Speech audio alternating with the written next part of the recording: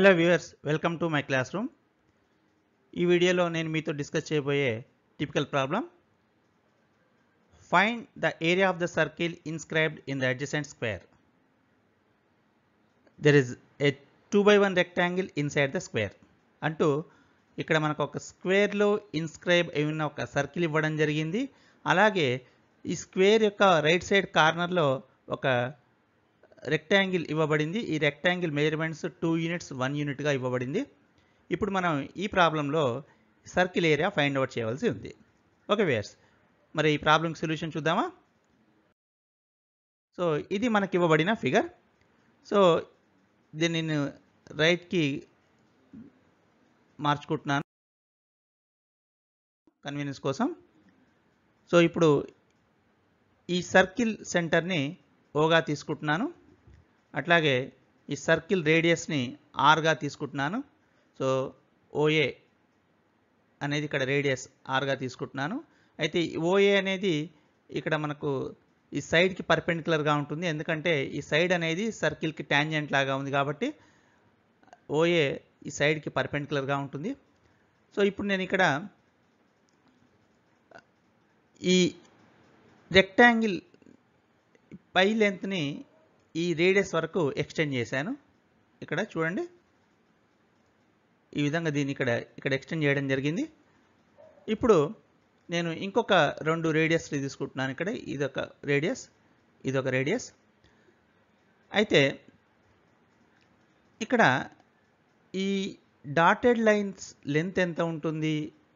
మనకు ఈ total length ఓ నుంచి ఇక్కడి వరకు ఉన్న లెంత్ రేడియస్ కాబట్టి ఈ రేడియస్ నుంచి ఈ 2 యూనిట్స్ మైనస్ చేస్తే ఈ డాటెడ్ లైన్ లెంత్ r-2 ఉంటుంది.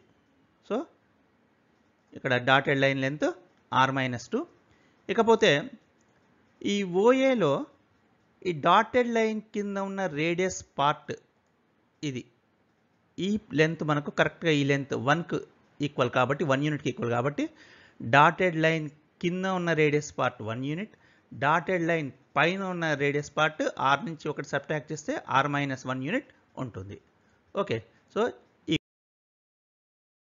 విధంగా కింద 1 యూనిట్, పైన r-1 యూనిట్. సో ఇప్పుడు మనకు ఇక్కడ ఒక రైట్ ట్రయాంగిల్ ఫామ్ అయింది. ఈ రైట్ ట్రయాంగిల్లో సైడ్స్ ఏంటి? Base r-2, height r-1, hypotenuse r. కాబట్టి మనం పైథాగరస్ థీరాన్ని అప్లై చేసుకుంటే r-1 whole square plus r-2 whole square is equal to r square. So దీన్ని నేను ఎక్స్పాండ్ చేస్తున్నాను. a-b whole square formula use చేసి బోత్ సైడ్స్ r స్క్వేర్ని క్యాన్సిల్ చేస్తున్నాను. So మిగిలిన simplified form ఏంటి? మనకు r square minus 6r plus 5 equal 0. ఇది rలో quadratic equation. దీన్ని నేను ఫ్యాక్టరైజ్ చేస్తే ఈ విధంగా వస్తుంది. r-1 ఇంటూ r-5 ఈక్వల్ 0, అంటే either r is equal to 1 or r is equal to 5. But ఇక్కడ r ఈక్వల్ టు 1 తీసుకుంటే ఇక్కడ r-2 అనే లెంత్ 1-2 -1 అవుతుంది. బట్ మనకు లెన్స్ అనేది క్వాంటిటీస్ కాబట్టి అవి ఎప్పుడు కూడా నెగిటివ్గా ఉండే ఛాయిస్ లేదు. కాబట్టి r ఈక్వల్ టు 1 అనేది ఒక absurd value. So r equal to 5గా తీసుకుంటాం. సో మనకు రేడియస్ ఆఫ్ ద సర్కిల్ వచ్చేసింది. ఇప్పుడు మనం ఏరియా ఆఫ్ ద సర్కిల్ చాలా సులభంగా కనుక్కోవచ్చు. So area of the circle inscribed in the square is equal to π into r square, where r is equal to 5. So π into 5 square అవుతుంది, అంటే 25π. ఇది area of the circle.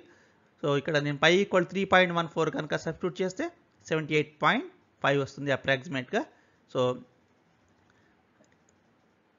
Area of the circle inscribed in the square is 78.5 square units. Okay viewers, అది ఈ ప్రాబ్లంకి solution.